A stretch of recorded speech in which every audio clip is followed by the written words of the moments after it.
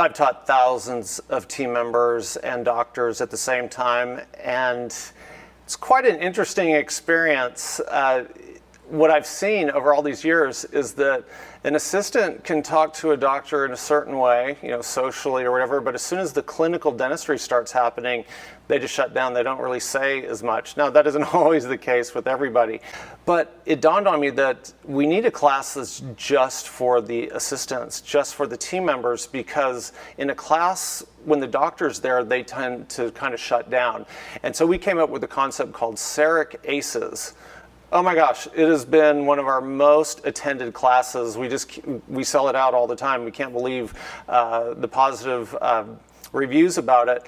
But what we do is we obviously separate the doctors, no doctors are allowed, and we get the assistants up to speed on not just the basics, but the overall process of CEREC, from scanning correctly, scanning the appropriate ways, whether it's biocopy, buccal bite, biogeneric, how to evaluate those scans to make sure they're correct, and then get through the software in a way that when it comes down to it, we can make sure that occlusion, the interproximal contacts, will be right, and that the restorations will look their best.